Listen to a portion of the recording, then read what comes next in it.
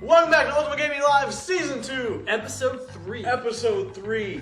Three whole episodes we've survived this season. Half-Life 3 confirmed. Yeah, sure, why not? But you know what's even better about this season? What? No, Jesse. I don't know who that is. I couldn't stand that arrogant asshole. He was awful. What, you guys talking about over here? Oh, Who was that guy? Oh. Hi, Jesse! Oh, hey there, Hunter. How you doing, buddy? I'm doing good. How you been? I've been doing good. I was just telling the viewers about all the games we're going to review. What games are we reviewing this week? We got Fire Emblem Fates. Oh, no way. We're going to talk about both versions of that, Fire Emblem Fates. We got Project Cross Zone 2. Yeah? All the characters you could ever ask for. And what's our third game this week? We got Street Fighter 5. No way. Who the heck are you? Oh my, How many people do we have back there? I don't even know, man. Who back there? Yeah, I don't know. But I do know we're going to start our first game right now with Fire Emblem Fates for Nintendo 3DS.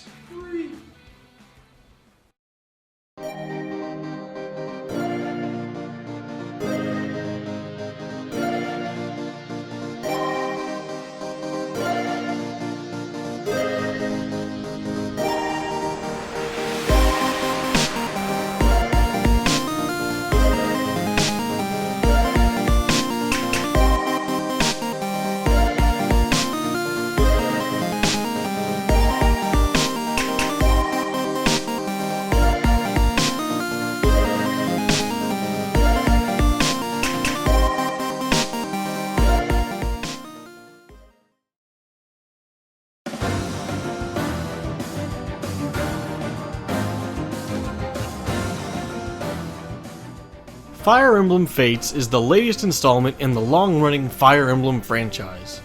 Intelligent Systems put themselves in a weird position when they released Fire Emblem Awakening. They ended up saving the franchise, hooray!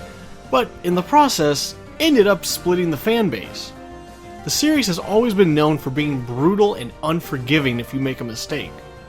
Awakening introduced a casual mode that made the game a little easier for those new to the series. Longtime fans scoffed at the idea of having an easy mode in a Fire Emblem game. They simply thought it didn't belong. So what could Intelligent Systems do for their next Fire Emblem title? Simple. Release two different titles. One that would help cater to the casual and new crowd, and another title that would satisfy the challenge needed for longtime fans. If you choose to go the route of Birthright, you'll be treated similarly to Awakening, where Conquest will simply greet you with a punch to the face and challenge you every step of the way, more in line with classic Fire Emblem titles. Regardless of which title you pick, you're in for a fantastic adventure. The campaigns between the two titles are surprisingly very different, which justifies splitting the games up like that. Unlike other games that have multiple versions that only have small differences here and there, the story and objectives and gameplay differ greatly between Birthright and Conquest. The story for Fates is based on a decision that the player makes. However, that decision will be made for you depending on which version of the game you buy. The main character Corrin will have to choose between two rival kingdoms, the Hoshido family and the Nor family. Corrin is part of one family by birth and another by blood. We won't spoil any details for you, however, to give you a better idea of which game to buy first, in Birthright Corrin will side with the Hoshido kingdom, and in Conquest they side with Nor. Storytelling in Fates is much smaller and more intimate than its Awakening predecessor, having a much larger focus on family and relationships. Each campaign still has that good versus evil theme, but shows different sides of the same story. Combat for Fates is pretty much your standard Fire Emblem game. Grid-based maps used to navigate your units into battle. However, this time around, weapon durability is a thing of the past, something we haven't seen from Fire Emblem since Fire Emblem Gaiden in 1992. Instead of worrying about your weapon falling apart, you instead must learn to weigh the pros and cons of the weapon. You can have a very powerful weapon, but it can limit your range and movement speed. Weapons are now color-coded in a rock, paper, scissors style, showing how your weapon stacks up against enemies. Fates also introduces turrets on the map that can be controlled by both enemies and allies. These can be very useful in controlling territory and fighting off enemies. The maps in Fates show much more diversity in environments and even include things such as harbors, ruins, and floating islands. Unit pairings are still as useful as ever, and this time include a guard meter that when fully built will block an enemy attack. Allied units that stand next to each other still work together, helping to attack or defend, but they don't receive a guard meter of their own. This time around, enemies can also pair up, which changes the flow of battle and how you think and how you should approach a solution. Marriage and relationships are important as ever in this game, and you'll experiment with those in your castle, which acts as a central hub between chapters. Here you can shop, build, upgrade, and socialize with allies to help improve relationships. Amiibo can also be used at the castle. Scanning a Fire Emblem character will cause them to visit your castle, leaving items, or challenging you to a fight, where if you can defeat them, they'll join your team. With so many things to see and do in Fire Emblem Fates, both titles will take you roughly 30 hours to complete, which is plenty considering you'll want to try both and the third title in the coming weeks. With its witty writing, gameplay being as hardcore or as casual as you want it to be, extensive campaigns, and online multiplayer, Fire Emblem Fates is a very welcome addition into the Fire Emblem franchise, and we can't wait to see where it heads next. We give Fire Emblem Fates a 5 out of 5.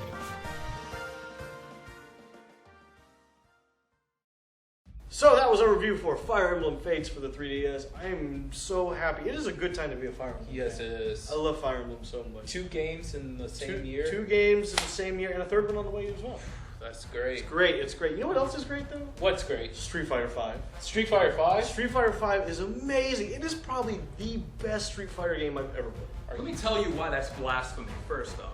Hey Edwin. Hey, what's going on, guys? What brings you to the yeah. show? Well, you see, I heard that you guys were overhyping Street Fighter V, and I'm here to tell you it's honestly not all that amazing in my mind. But it's Street Fighter V. It may be Street Fighter V. Get the hell out of here. Street Fighter V is good. It is really nice looking, and it also is really good, but mostly for offline until everything is fixed. And here's what I'm talking about.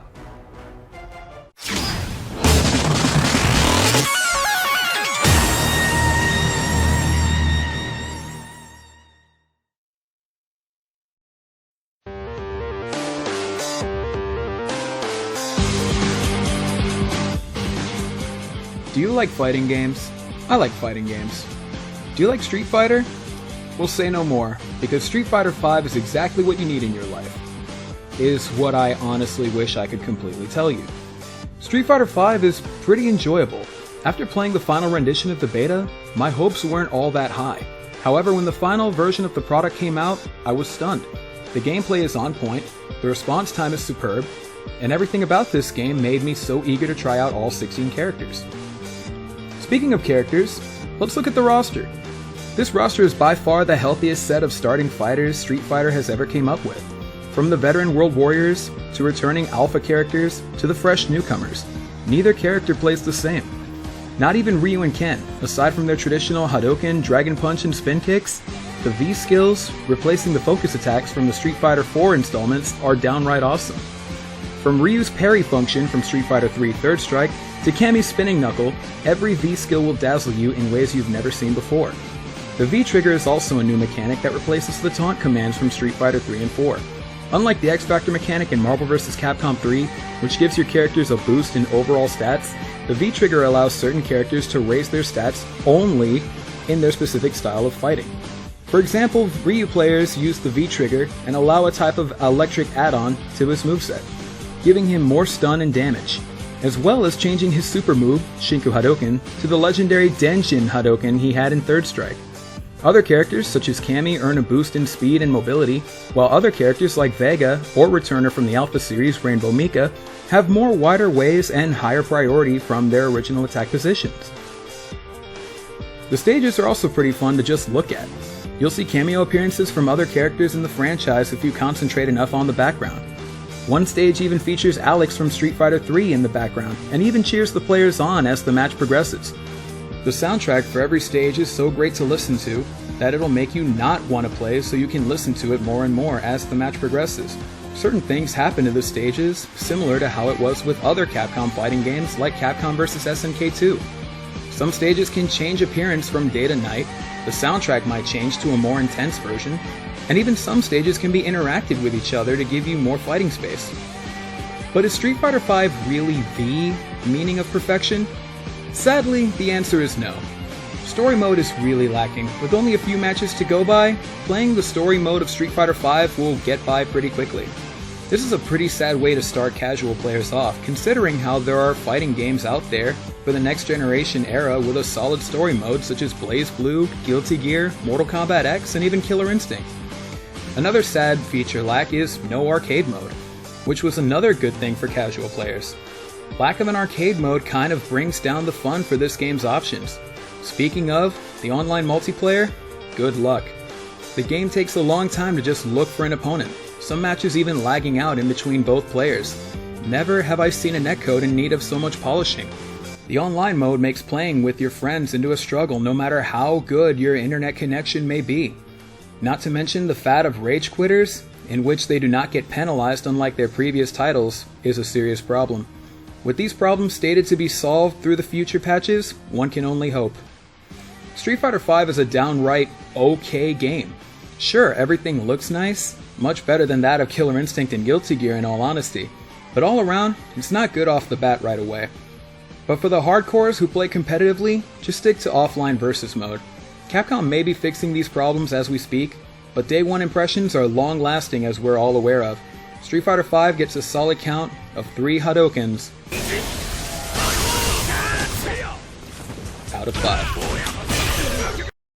I cannot believe we just did that. You alright, buddy? Yeah, I'm all good. I just can't believe what a downer Street Fighter V was at launch. It's not bad. It's not bad, but it's mostly not bad for offline. Online and lack of an arcade. I thought it was pretty great. Yeah, it was an amazing game. You guys, where did you come from?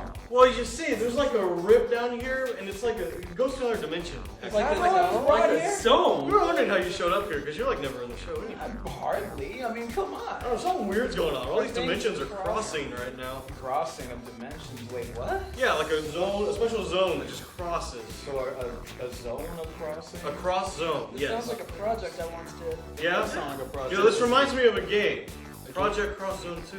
That's right. That came out recently. And it's really good, actually. It actually is. Did we ever review that? Yeah. I think we do a review of that. Let's look at the footage.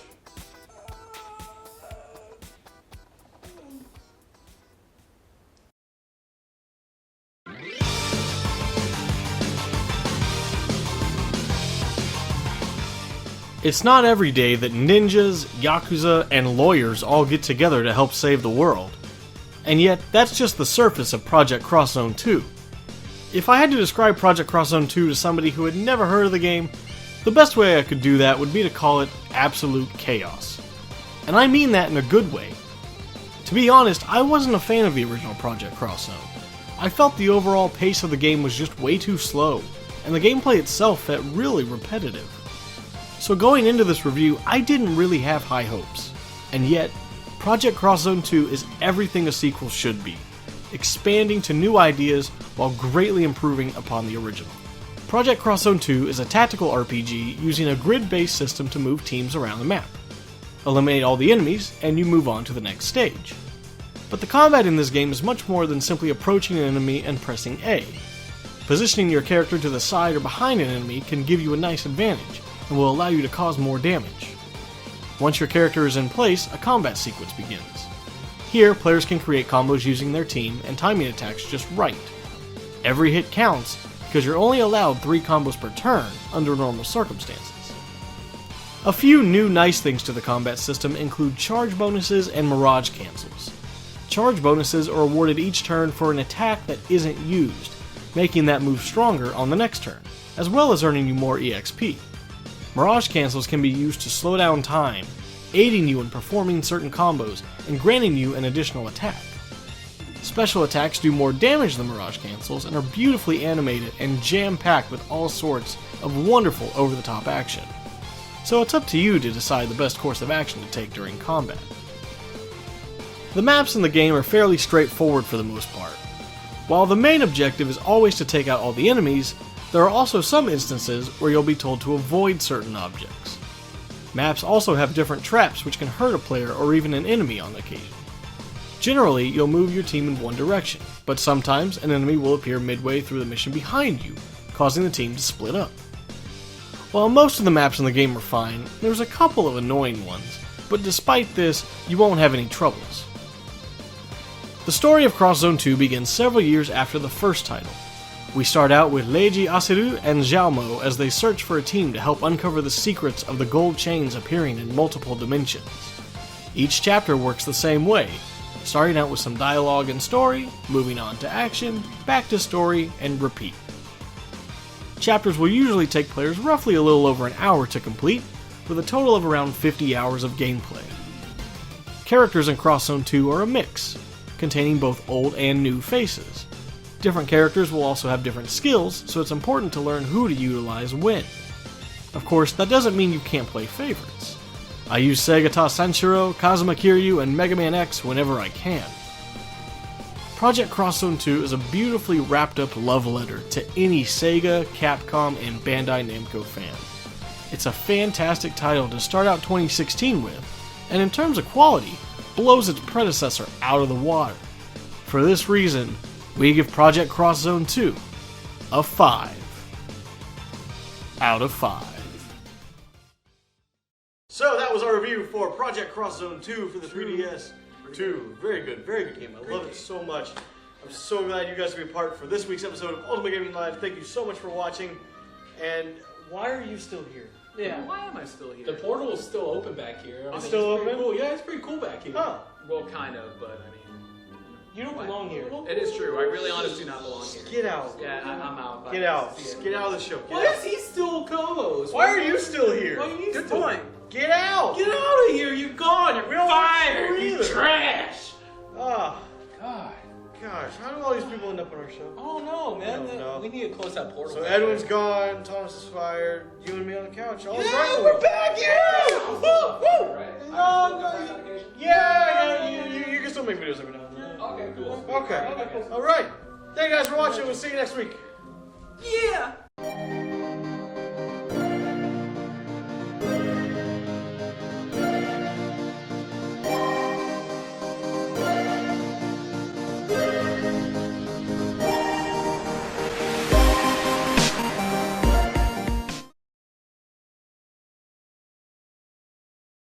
Round 1. Fight!